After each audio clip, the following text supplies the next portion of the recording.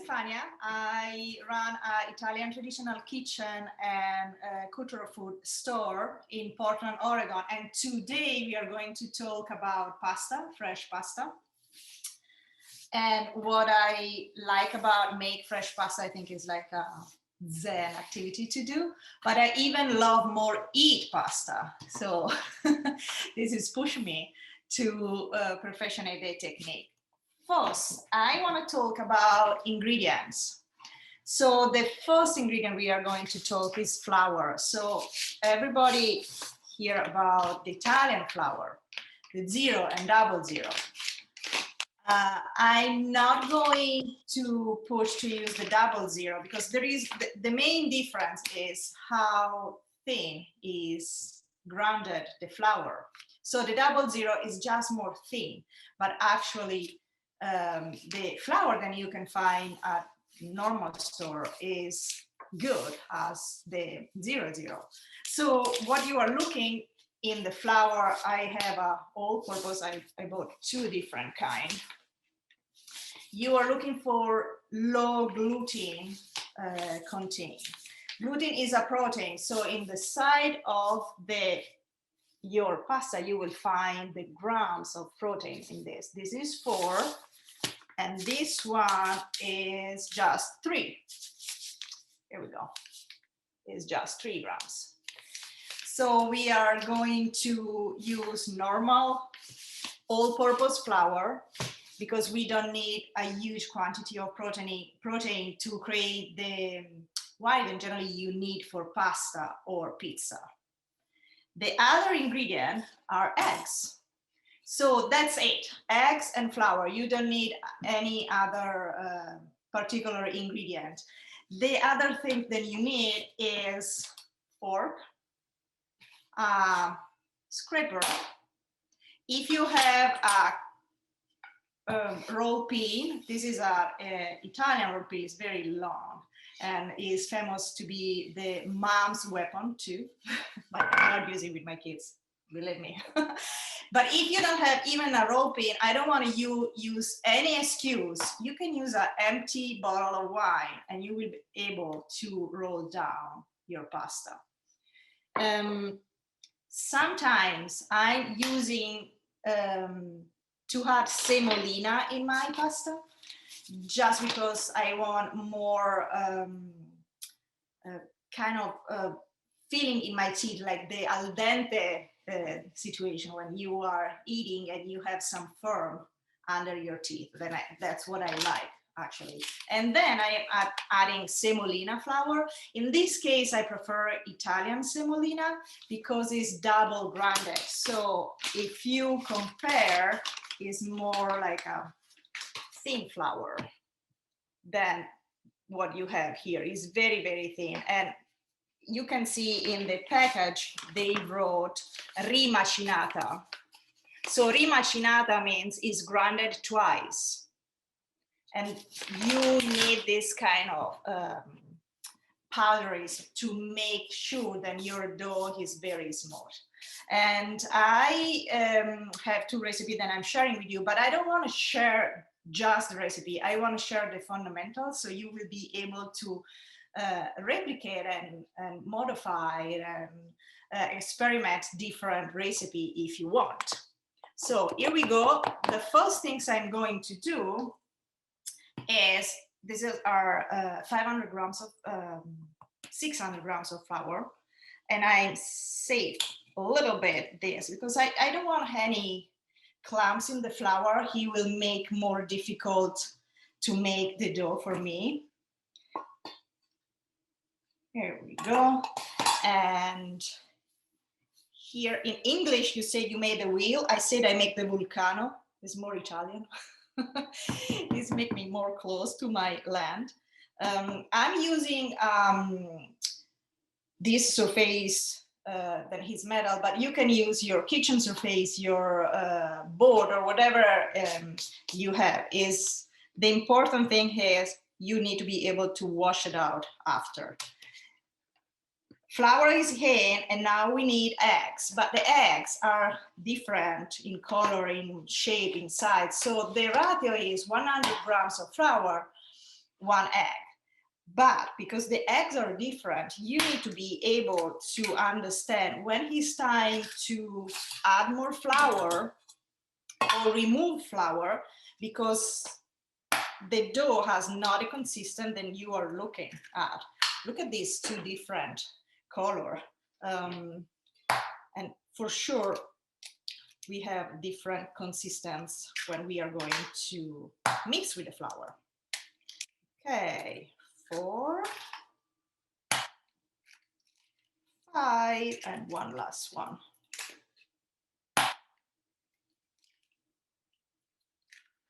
Okay, so far I followed the recipe. Let's see if the ratio is working or not. I'm breaking the eggs and I make like a frittata.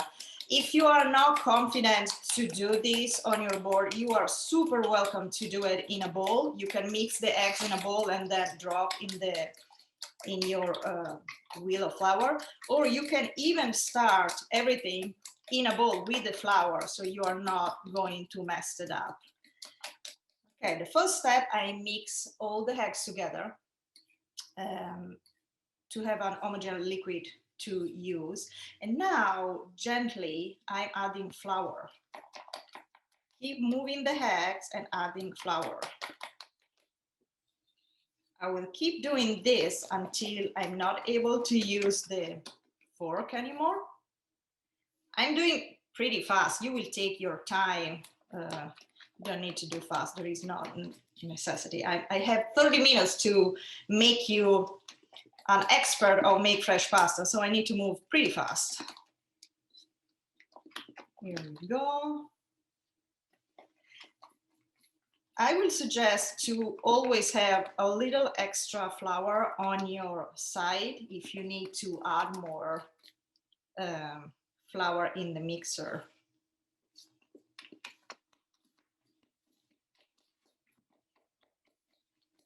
Okay, so far it's coming through.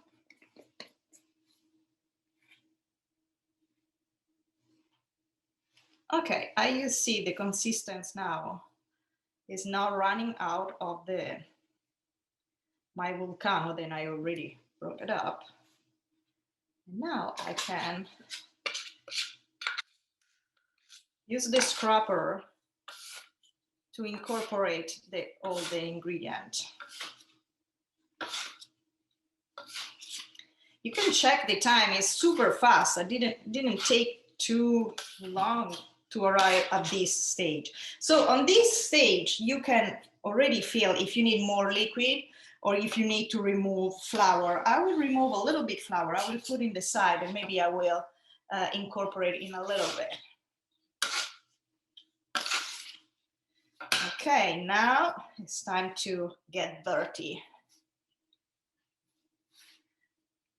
And I'm pushing together all the ingredient and I'm using this part of my hand, like it's like a dough for make bread or for made some cake. Okay. So this is kind of soft. I think I can add more flour. As I told you, I want to teach you how made pasta dough with whatever you have in the kitchen without buy new tools. But if you have a food processor, you can make the dough with a food processor. There are a few tricks that you need to consider. The egg, when they become warm, they react in a different way with the flour. So when you use the food processor, you just need to use for 1 second, stop, and then let that cool down, and another few seconds. Like you can mix in the mixer for longer time. Food processor. I will not use the mixer because the consistency of the dough is pretty firm. You can break the motor of your mixer, and I don't want you to do that, and then you will swear my name because I suggested. So remember, not in a mixer. As you said, I was taking a break before because I'm worried that my hand that can be very warm, if I overwork the pasta dough with the temperature of my hands, I can have exactly the opposite effect. So I already work enough this dough, but I will keep working for other few minutes. And I want to show you what I'm going to do. Like I'm stretching out, and then with the other hand, I'm folding back, and then I'm doing again. And again, I'm turning around. I'm not breaking the dough, I'm just stretching down. And with this movement, when I will finish to do it, I will have the perfect round ball. I keep adding a little bit of flour just to make sure that he's not sticky on the surface. See, my finger is always there, and I'm folding and stretching, folding and stretching, and rotate at the same time. Okay, I'm going a little bit faster. Do you have any questions so far?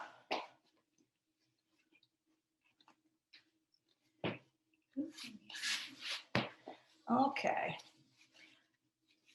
So we are 12 minutes in, and I already talk a lot. I mix the ingredient, and here we go. The dough is ready. Actually, I do have a question myself. Okay, we have a question. Yeah. So how, if you add too much, if it's too moist or too dry, can you fix that? Yes, if he's... that question so they can hear it. Okay. Did you hear the question? No, because I said it. Okay, yes. let me repeat. My Francie will read the question loud. So my question is if you have added too much moisture or too much flour and you're in the process of kneading it, can you just add more if you find that you're at a place where it's just too dry or too wet? Yeah. Okay. If it's too dry, you can add a yolk, like rip it up, and you make like a fontana inside the dough, like this, and you put the yolk inside and you mix it. If it's too dry, but you need to work very a little bit longer for make sure that it's mixed well.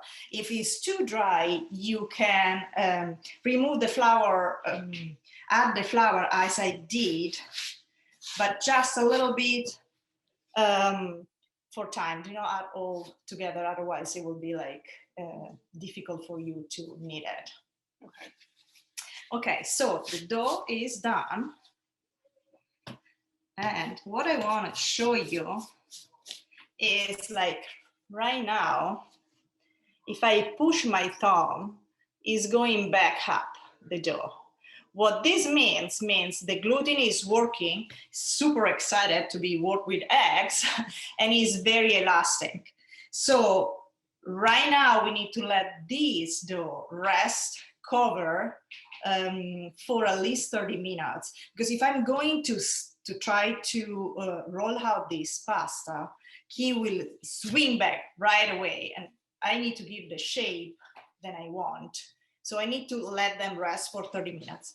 I will set this on the side, and I already have another one made it, so we don't need to wait, don't worry. I will not keep talking for 30 minutes while we are waiting. And, okay. So I keep my board, and we can cut a little piece of this pasta, and I will leave the rest covered. If I'm not using, I let them cover. During the winter when the heater is on, my house is very dry. So another trick I want to pass to you is like when you are making pasta, if you are not a super an expert, use just small quantity. And the other trick is put a pan in the stove with water, so the steam, he will help to not let the pasta dry during the process to roll it down. For rolling the pasta, I don't like use this surface. I much prefer wood. If you don't have the pasta board, like every single cardboard can work. You just need to make sure that it's not moving around. So the trick is, or have an edge in this side. Or you place 2 pieces of wet fabric or kitchen paper under. Here we go. This is my pasta and my hands are very dirty. So I'm going to clean it up a little bit with more flour.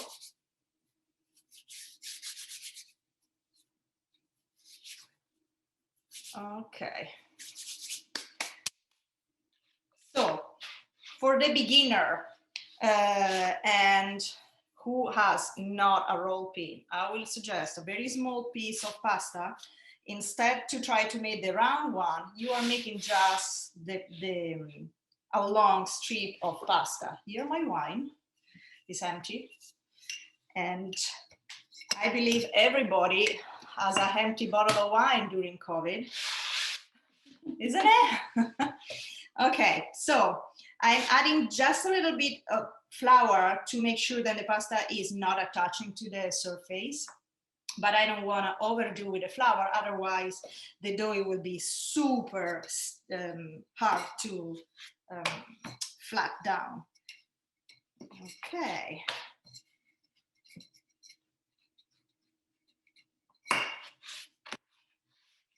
I'm going to, and you can see I use just a small piece of pasta to make sure that I'm able to make the shape easier. The round one need the bigger pin. If you have a pin, even the pastry pin, just make sure that he is not the one for the pastry, that he is like not straight. You need a streak rolling pin. I'm switching with the rolling pin just to make sure that I'm able to do it a little bit faster. Here we go.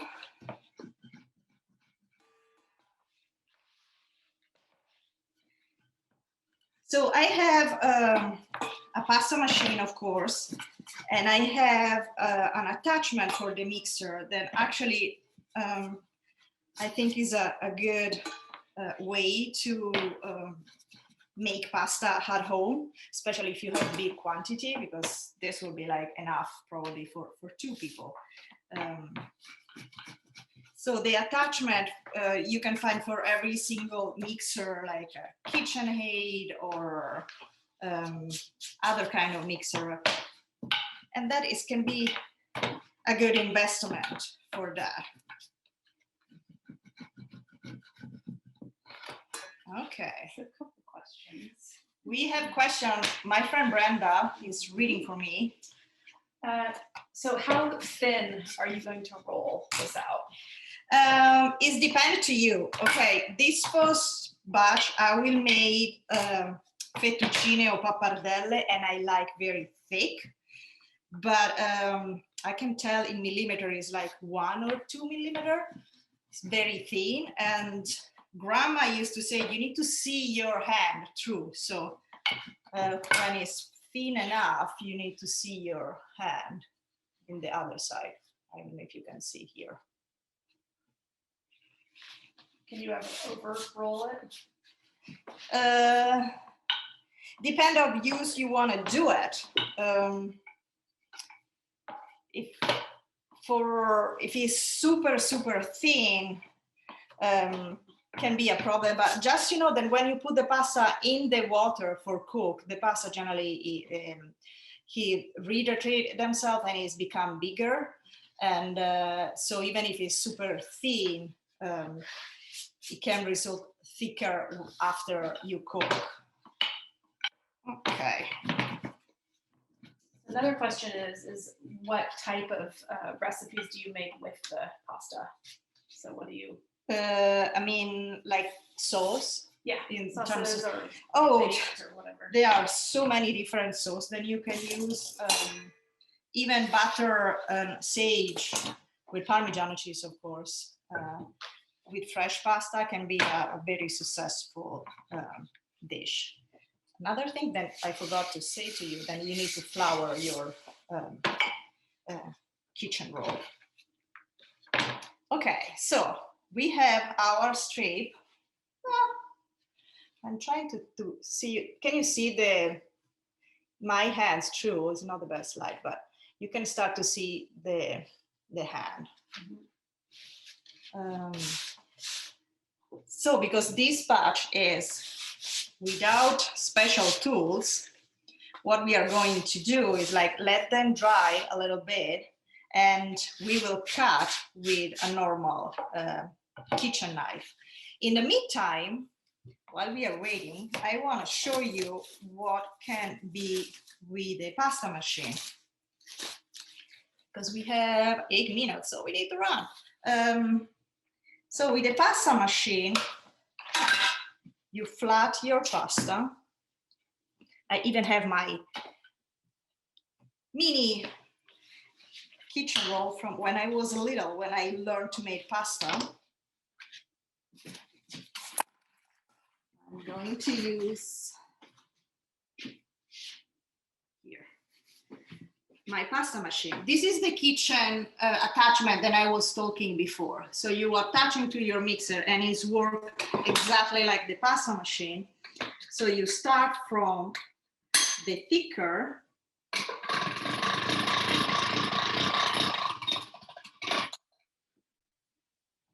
Let's double up just to make a nice shape.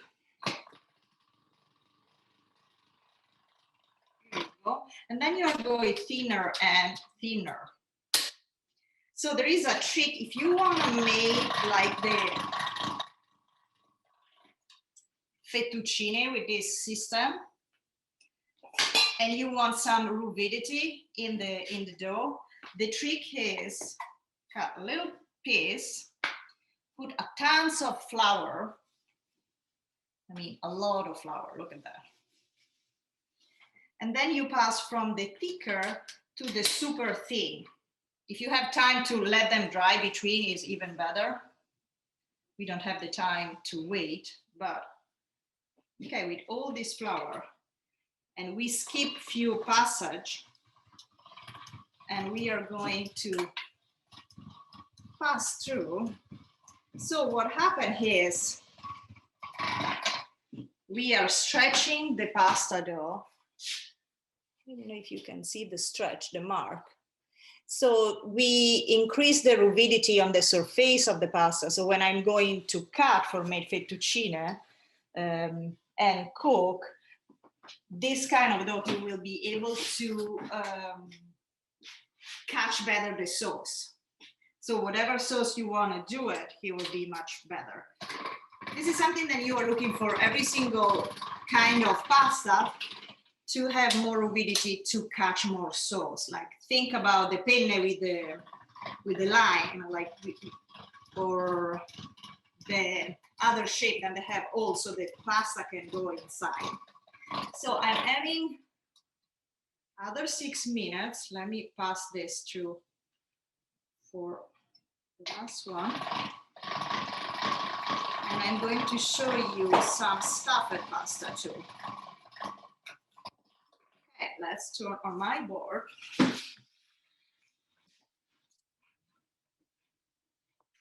Okay, this was the one that I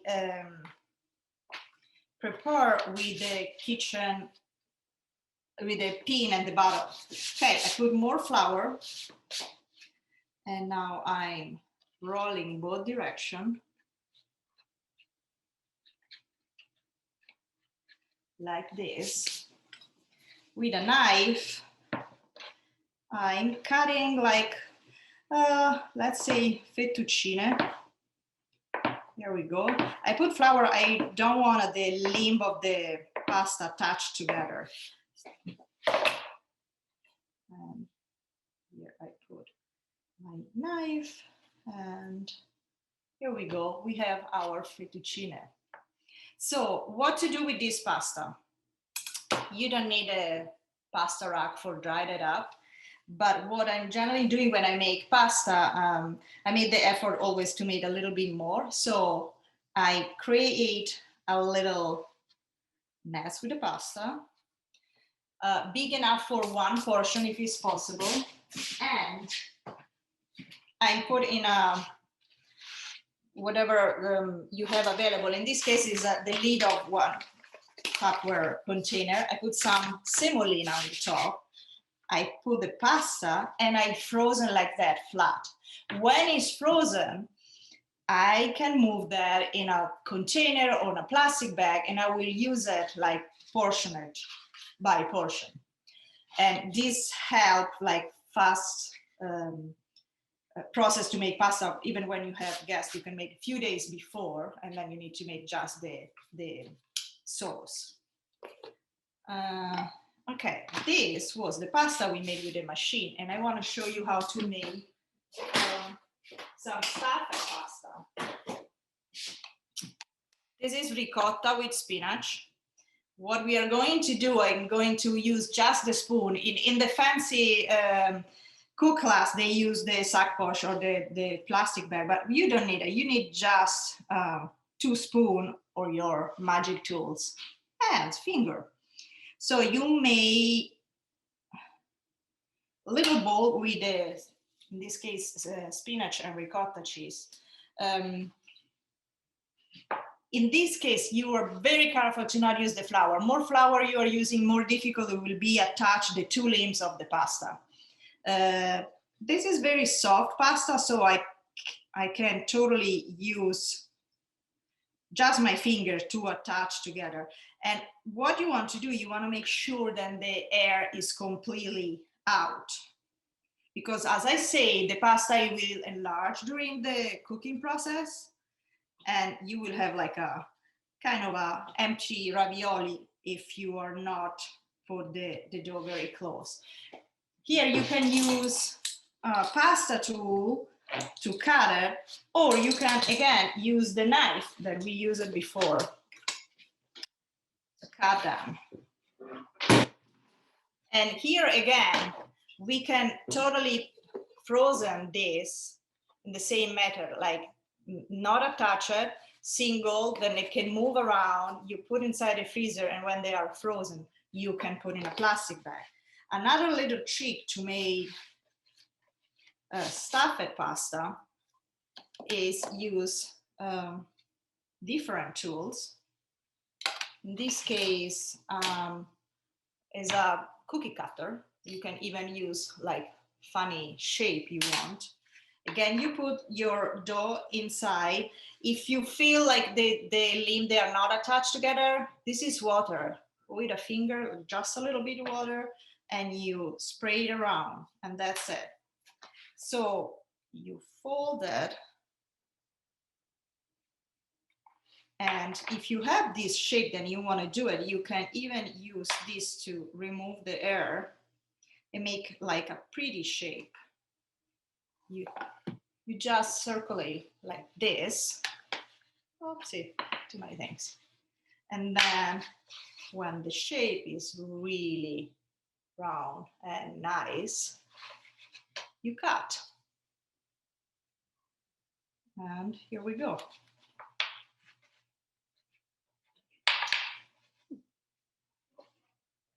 And you can play with the form like whatever you want. Like if you want to make caramella, and it's one of my favorite because there is a lot of pasta around the stuffing. You cut a rectangular thing, you put some stuffing inside,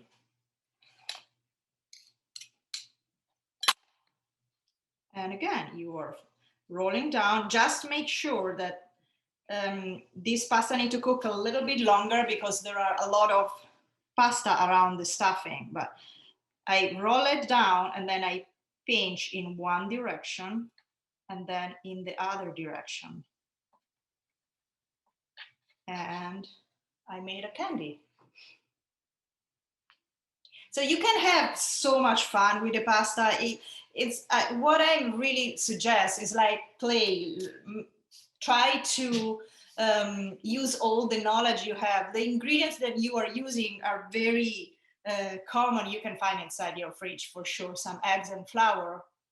And just try. And for the stuffing, this is a secret, don't tell to my family, but sometime when I have a leftover, I'm grounding and I put inside a pasta, and that are the best pasta ever, and you cannot replicate because it's made with leftover.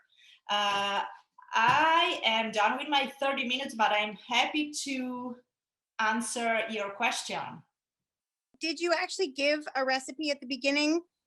There is a recipe at the beginning. As I said, it's very simple. You can, I much prefer if you think about the fundamental than we say, how to mix the right time to not overwork with warm ends or the mixer food. But yes, you can, the recipe is shared and you will receive even in the email. I want to tell you the story about the 100 grams and one egg. In my mom old recipe used to say the same ratio for one portion is 100 grams, one egg, but one of the egg need to be a dark egg because the dark egg was bigger. I can't find easily the dark egg, so that's the reason why I'm adding a yolk. You're welcome. If you don't have any other question, I don't see any other. How long have you been cook for? For all my life, I think my homework was full of spot of sauce and pasta because I was doing homework in the same table where my mommy was cooking. This little guy here is old like me because he was my toy. So that's what I'm using. I'm just starting to learn to cook.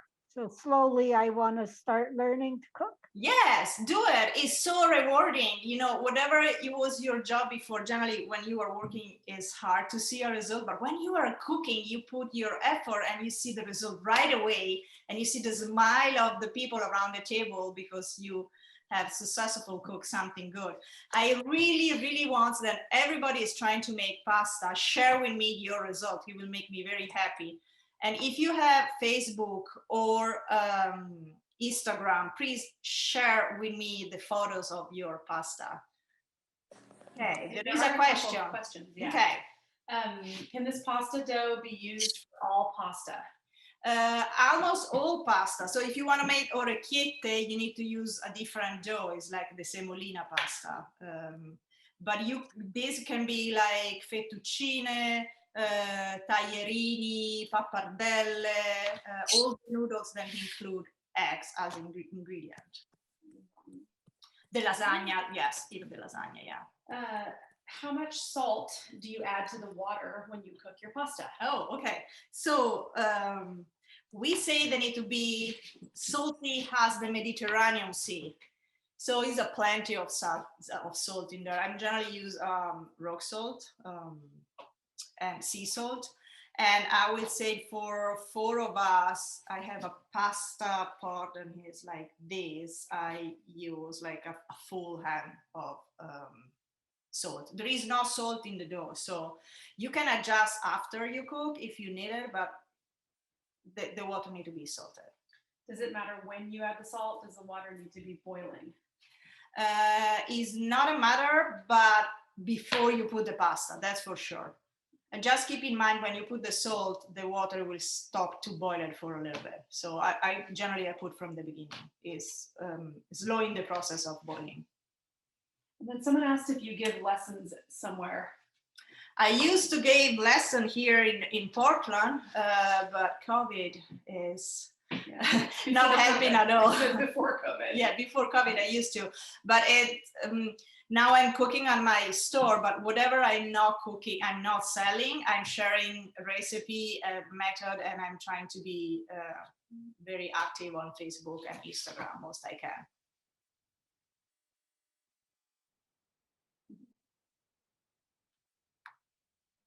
Okay, somebody say I make easy. I make easy because I make a lot of pasta. So if you start to make pasta, it will be easy for you too. Like I'm pretty sure. It's not a like complicated science.